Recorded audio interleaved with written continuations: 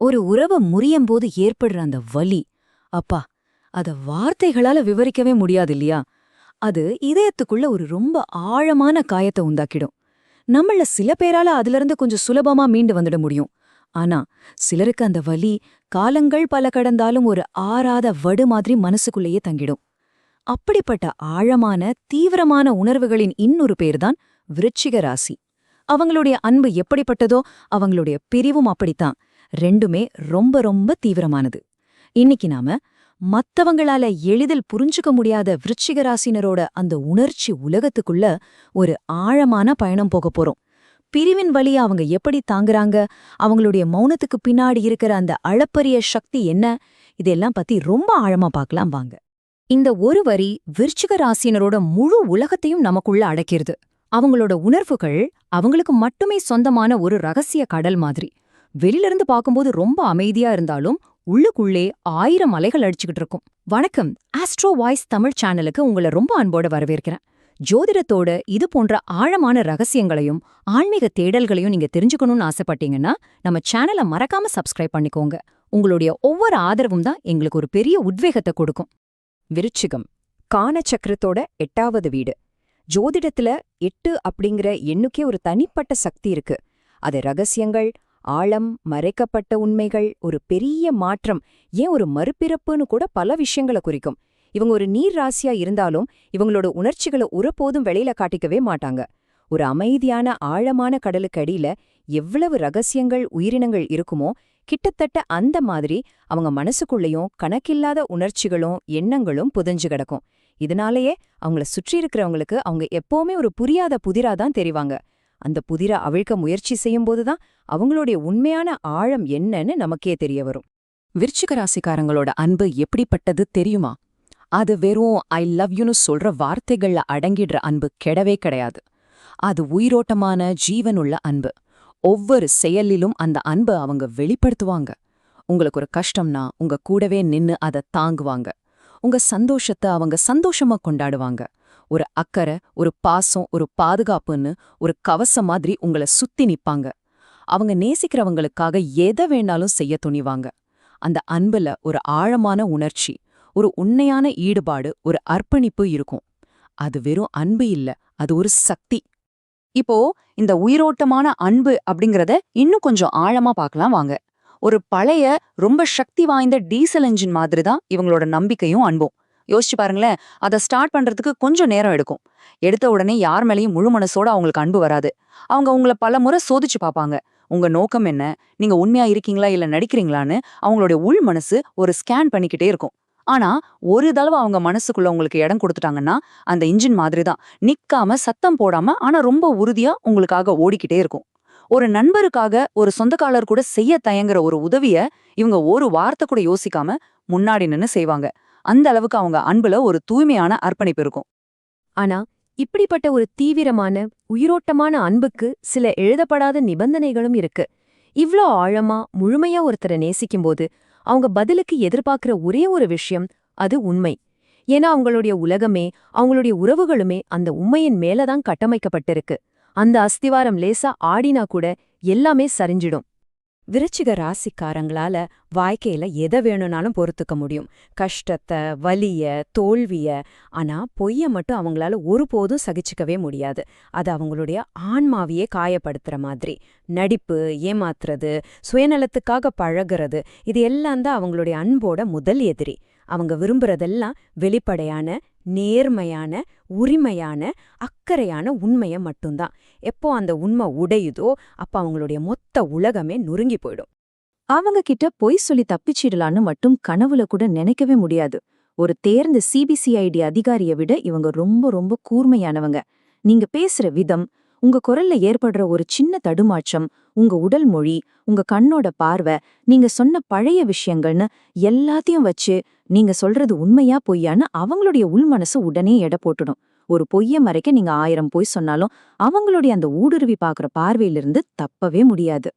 இவ்வளவு உயிரோட்டமா, இவ்வளவு ஆழமா நேசிக்கிறவங்க அப்புறம் ஏன் ஒரு உறவை விட்டு பிரியறாங்க? இந்த கேள்விக்கு ரொம்ப எளிமையான ஆனா ரொம்ப ஆழமான ஒரு பதில் தான் இருக்கு. நம்பிக்கை உடைக்கப்படும்போது, குறிப்பா பொய்களால் அந்த நம்பிக்கை துண்டு துண்டாக சிதைக்கப்படும்போது அவங்களுக்கு பிரியறத தவிர வேற எந்த வழியுமே தெரியறதில்ல. ஏன்னா அவங்கள பொறுத்த வரைக்கும் உண்மையில்லாத ஒரு உறவு உயிரில்லாத ஒரு உடலுக்கு சமம். அதிலேந்து விலகிறது தான் சரி. ஒரு விருச்சிக ராசிக்காரர் ஒரு உறவை முறிச்சுக்கிட்டா அவங்க அப்படியே அதுலேருந்து ஒரு கல்லு மாதிரி வெளியில வந்துடுவாங்கன்னு மட்டும் நினைக்காதீங்க. அதுதான் நாம செய்யற ஒரு பெரிய தப்பு. அந்த பிரிவுக்கு பின்னாடி அவங்க மனசுக்குள்ள ஒரு மிகப்பெரிய மௌனமான யுத்தமே நடக்கும். அது வெளியில இருக்கிற யாருக்குமே தெரியவே தெரியாது. இவங்க நேர் ராசிங்கிறதால இவங்களோட வலி துக்கம் கண்ணீர் எல்லாமே ஒரு பெருங்கடல் மாதிரி இருக்கும். ஆனா அந்த கண்ணீரை அவங்க வெளியில காட்டவே மாட்டாங்க. அதுதான் அவங்களுடைய இயல்பு. ஜோதிட ரீதியா பார்த்தா உணர்ச்சிகளையும் மனதையும் குறிக்கிற சந்திரன் விருச்சிக ராசியில நீசமடைறார், அதாவது பலவீனமாகிறார். இதனாலதான் அவங்களுடைய மனக்காயங்கள் ரொம்ப ஆழமாவும் அதை வெளியில எப்படி சொல்றதுன்னு தெரியாமலும் உள்ளுக்குள்ளேயே புழுங்கி தவிப்பாங்க. அவங்களோட வலி அவங்களுக்கு மட்டுமே தெரியும். அந்த பிரிவிலிருந்து அவங்க வெளியில வர்றது ஒரு நாள்ல நடக்கிற விஷயம் கிடையாது. அது ஒரு ரொம்ப மெதுவான கடினமான பயணம். முதல் கட்டமா ஒரு முழுமையான மௌனத்துக்கு போயிடுவாங்க. அவங்கள சுத்தி ஒரு சுவரை கட்டிக்கிட்டு என்ன நடந்தது ஏன் நடந்ததுன்னு தனக்குள்ளேயே 1000 முறை அசை போடுவாங்க. அடுத்ததா நினைவுகளோட போராட்டம் தொடங்கும். அவங்க மனசு ஒரு சிசிடிவி கேமரா மாதிரி. நடந்த ஒவ்வொரு நிகழ்வையும் பேசின ஒவ்வொரு வார்த்தையும் திரும்ப திரும்ப ஓட்டி பார்க்கும். அந்த நினைவுகளிலிருந்து கொஞ்சம் கொஞ்சமா படிப்படியா தான் அவங்களால விடுதலை அடைய முடியும். இந்த உருவகம் அவங்களுடைய முடிவோட தீவிரத்தை நமக்கு முழுமையா விளக்குது. ஒரு உறவை வேண்டான்னு விருச்சிக ராசிக்காரங்க முடிவு பண்ணிட்டாங்கன்னா அந்த உறவை அவங்க மனசுக்குள்ளேயே புதைச்சு அதுக்கு ஒரு கல்லறை கெட்டிடுவாங்க. அது ஒரு ஜீவ சமாதி மாதிரி. அதுக்கப்புறம் நீங்க என்னதான் முயற்சி செஞ்சாலும் எவ்வளவுதான் அழுதாலும் அந்த உறவை ஒருபோதும் உயிர்ப்பிக்கவே முடியாது. அது முடிஞ்சது, அவ்வளவுதான். பிரிவு ஏற்பட்ட பிறகு விருச்சிக ராசிக்காரங்க கையில எடுக்கிற ஒரு ஆயுதம் என்ன தெரியுமா? அதுதான் மௌனம்.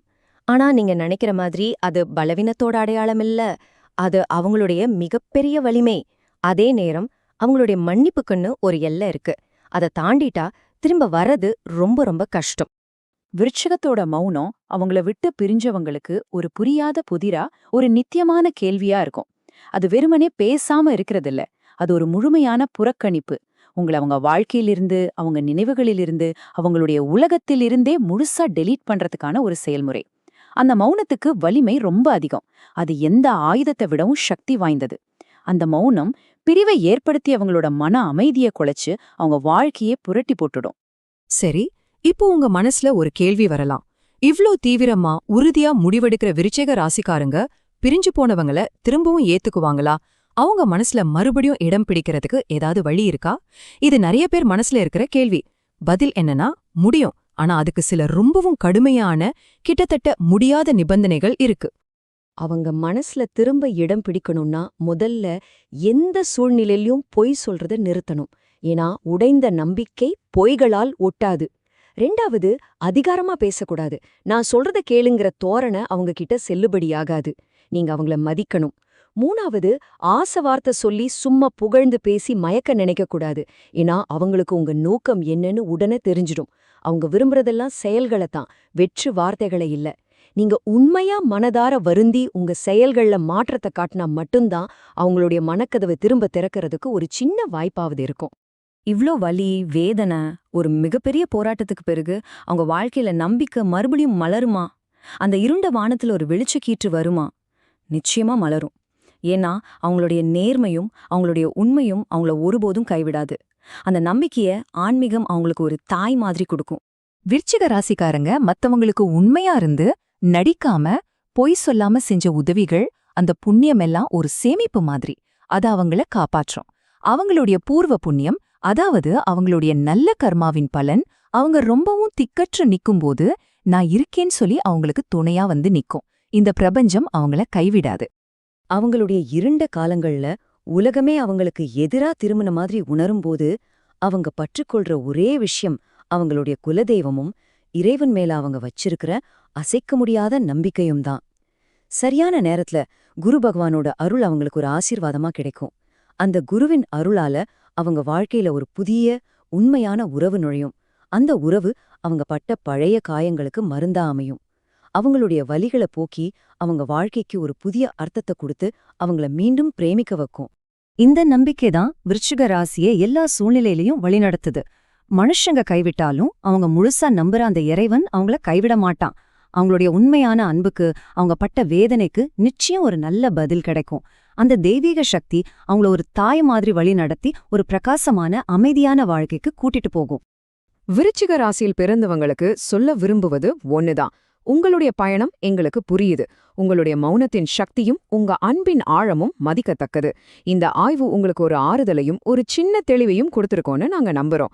இந்த பயணத்துல நீங்களும் எங்களோட இணைய விரும்பினா ஆஸ்ட்ரோ வாய்ஸ் தமிழ் சேனலுக்கு மறக்காம சப்ஸ்கிரைப் பண்ணுங்க. இந்த வீடியோ உங்களுக்கு பிடிச்சிருந்தா ஒரு லைக் பண்ணி உங்களை போன்ற நண்பர்களோட ஷேர் பண்ணுங்க. உங்களுடைய அனுபவங்களையும் கருத்துக்களையும் கீழே கமெண்ட்ல எங்கோட பகிர்ந்துக்கோங்க. உங்க ஒவ்வொரு கமெண்ட்டையும் நாங்க படிக்கிறோம். மீண்டும் ஒரு ஆழமான ஆய்வில் சந்திப்போம். நன்றி, வணக்கம்.